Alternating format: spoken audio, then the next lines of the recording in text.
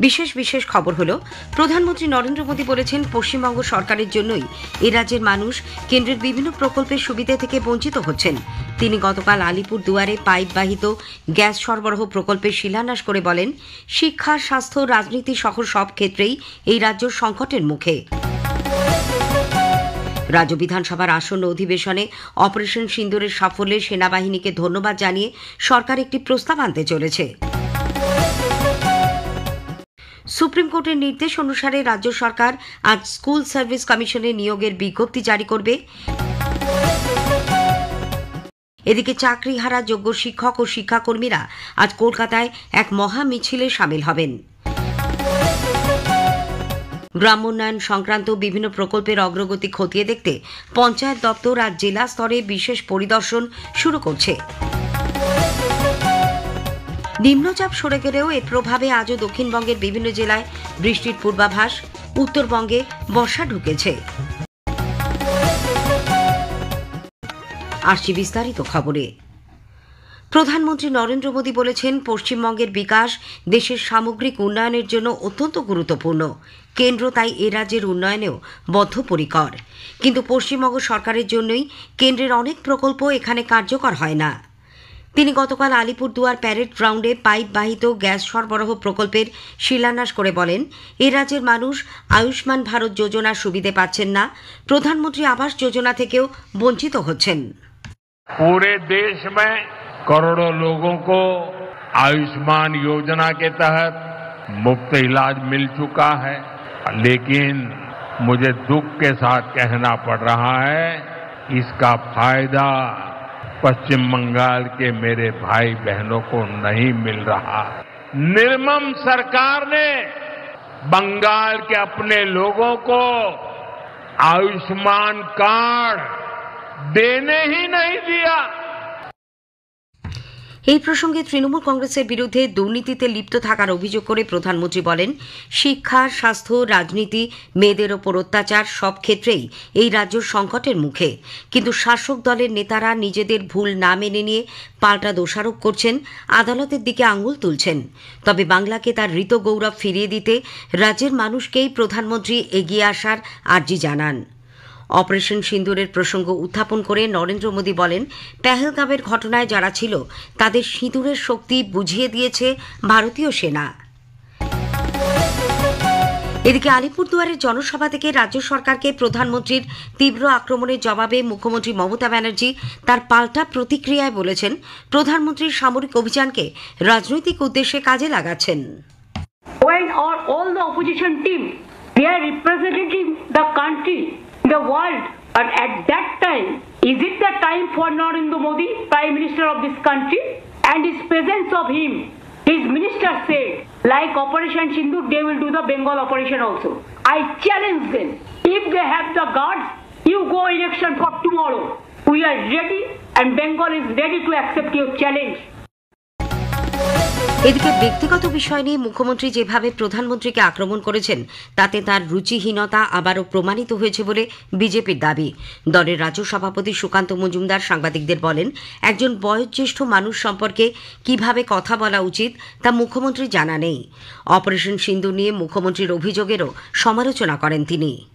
Operation সিঁদুরের নাম মাননীয় প্রধানমন্ত্রীর নেতৃত্বে সেনাবাহিনী দিয়েছে। মুখ্যমন্ত্রী সিঁদুর নিয়ে আপত্তি হলে উনি অপারেশন সিঁদুরকে অপারেশন বোরখা বলতে পারেন, ওনার ব্যাপার। আমরা অপারেশন সিঁদুরকে অপারেশন সিঁদুরই বলবো। এবং বাংলার মহিলাদের সিঁদুর দেখে যেভাবে অত্যাচার করা হয়েছিল এই পাকিস্তানপন্থীদের দ্বারা মুর্শিদাবাদে, মুখ্যমন্ত্রীকে তারও উত্তর দেওয়া উচিত। বিজেপি তৃণমূল কংগ্রেসের বিরুদ্ধে অপারেশন সিন্দুর অভিযানের অবমূল্যায়নের অভিযোগ এনেছে। নতুন দিল্লিতে গতকাল বিজেপি মুখপাত্র শেহজাদ পুনেওয়ালা অপারেশন সিন্দুর নিয়ে পশ্চিমবঙ্গের মন্ত্রী উদয়ন গুহর মন্তব্যের তীব্র সমালোচনা করেন। তৃণমূল কংগ্রেস ভারতীয় সশস্ত্র বাহিনী ও দেশের নাগরিকদের অপমান করেছে বলেও তাঁর অভিযোগ। রাজ্য বিধানসভার পরবর্তী অধিবেশন শুরু হচ্ছে 9 জুন। সপ্তাহ দুয়েকের এই অধিবেশনে একাধিক প্রস্তাবের ওপর আলোচনা হবে। এর মধ্যে আছে অপারেশন সিন্দুরের সাফল্যে সেনাবাহিনীকে ধন্যবাদ জানিয়ে সরকার পক্ষের আনা একটি প্রস্তাব। একটি প্রতিবেদন। প্রস্তাবের পাল্টা প্রস্তাব সাম্প্রতিক ইস্যুকে হাতিয়ার করে পরস্পরের উপর চাপ সৃষ্টির কৌশল। বিধানসভার আসন্ন অধিবেশন শুরুর আগেই এইভাবে নিজেদের গুঁটি সাজাচ্ছে রাজ্যের শাসক বিরোধী দুই শিবির। পাকিস্তানের সঙ্গে সাম্প্রতিক সামরিক সংঘাতে নিহত শহীদ সেনানীদের শ্রদ্ধা জানিয়ে রাজ্য বিধানসভায় একটি প্রস্তাব আনা হচ্ছে সরকার পক্ষের তরফে। অপারেশন সিঁদুরের সাফল্যের জন্য ভারতীয় সেনাকে ধন্যবাদ জানানো হবে এই প্রস্তাবের মধ্যে দিয়ে। অপারেশন সিঁদুর নিয়ে আলোচনায় সংসদে বিশেষ অধিবেশন ডাকার দাবিতে সরব হয়েছে রাজ্যের শাসক দল তৃণমূল কংগ্রেস। ভারতীয় সেনার সাফল্যকে প্রধানমন্ত্রী রাজনৈতিক উদ্দেশ্যে ব্যবহার করছেন বলে অভিযোগ তুলেছেন মুখ্যমন্ত্রী মমতা ব্যানার্জি। সেই পরিপ্রেক্ষিতে বিধানসভার অধিবেশনে অপারেশন সিঁদুর নিয়ে আলোচনা তাৎপর্যপূর্ণ। অন্যদিকে মালদা ও মুর্শিদাবাদে সাম্প্রদায়িক হিংসার ঘটনা নিয়ে বিধানসভায় নিন্দা প্রস্তাব আনতে চায় প্রধান বিরোধী দল বিজেপি।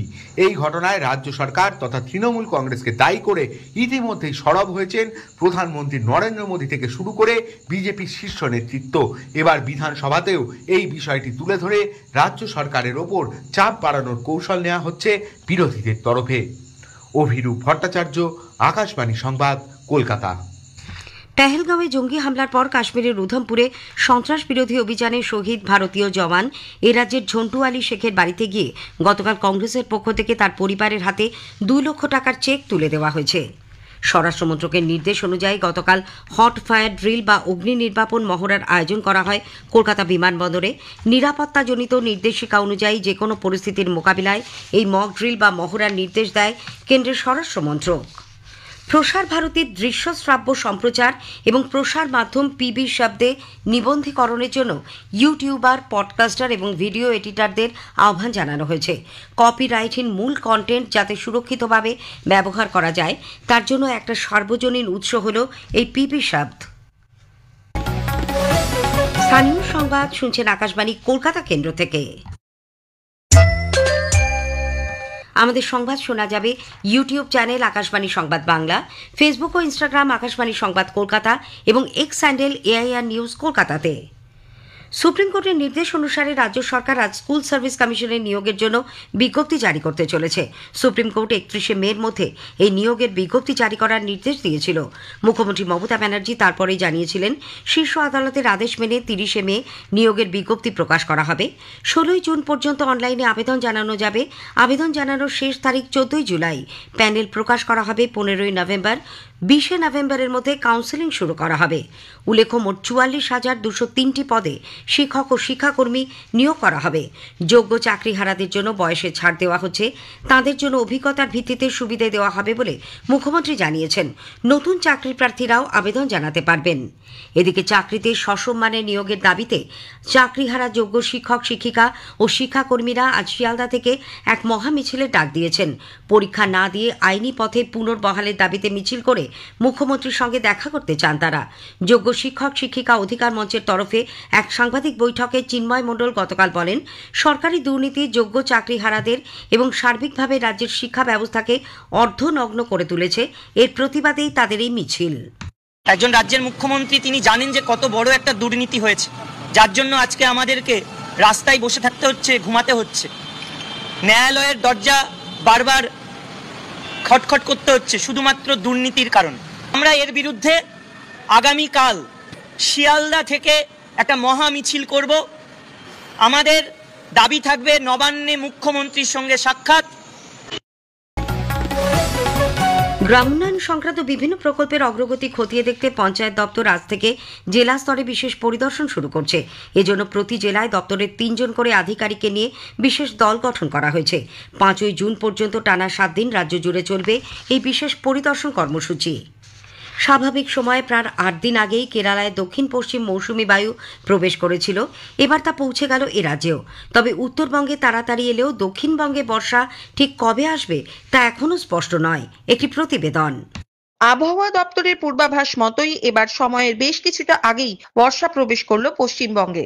উত্তরবঙ্গে ইতোমধ্যেই দক্ষিণ পশ্চিম মৌসুমী বায়ু প্রবেশ করেছে বলে জানিয়েছেন আবহাওয়া দপ্তরের পূর্বাঞ্চলীয় প্রধান ডক্টর সোমনাথ দত্ত। মনসুন আরো ফার্দার অ্যাডভান্স করেছে, সিকিম কভার করে গেছে, সাউথ হিমালয়ান ওয়েস্ট বেঙ্গলের কিছু পোর্শন কভার করেছে, আর নর্দার্ন লিমিট অফ মনসুন যেটাকে বলে সেটা আমাদের বালুরঘাট স্টেশনের ওপর দিয়ে পাস করেছে। আমরা দক্ষিণ দিনাজপুর দিয়ে যদি পাস করা তাহলে তার উপরে যে জেলাগুলো আছে ওগুলো কভার করে গেছে। এর প্রভাবে উত্তরবঙ্গের জেলাগুলিতে ভারী থেকে অতি ভারী বর্ষণের সম্ভাবনা রয়েছে। এদিকে 27 তারিখ যে নিম্নচাপ তৈরি হয়েছিল বঙ্গোপসাগরে তা গতকালই অতি গভীর নিম্নচাপে পরিণত হয় এবং পশ্চিমবঙ্গ ও বাংলাদেশের উপকূল অতিক্রম করে। এর প্রভাবে আজ দক্ষিণবঙ্গের প্রায় সব জেলাতেই বৃষ্টির সম্ভাবনা রয়েছে। কাশফির নাহার, আকাশবাণী সংবাদ, কলকাতা। গভীর নিম্নচাপ ও অমাবস্যার কোটালের জেরে ব্যাপক ক্ষতি হয়েছে সুন্দরবনের নদী ও সমুদ্র বাঁধের। উপকূলবর্তী এলাকায় ঝোড়ো হাওয়ার দাপটে সমুদ্র উত্তাল থাকায় মৎস্যজীবীদের আগামীকাল পর্যন্ত সমুদ্রে যেতে নিষেধ করা হয়েছে। শেষ করার আগে স্থানীয় সংবাদের বিশেষ কিছু অংশ আরও একবার। প্রধানমন্ত্রী নরেন্দ্র মোদী বলেছেন, পশ্চিমবঙ্গ সরকারের জন্যই এ রাজ্যের মানুষ কেন্দ্রের বিভিন্ন প্রকল্পের সুবিধে থেকে বঞ্চিত হচ্ছেন। সুপ্রিম কোর্টের নির্দেশ অনুসারে রাজ্য সরকার আজ স্কুল সার্ভিস কমিশনের নিয়োগের বিজ্ঞপ্তি জারি করতে চলেছে। স্থানীয় সংবাদ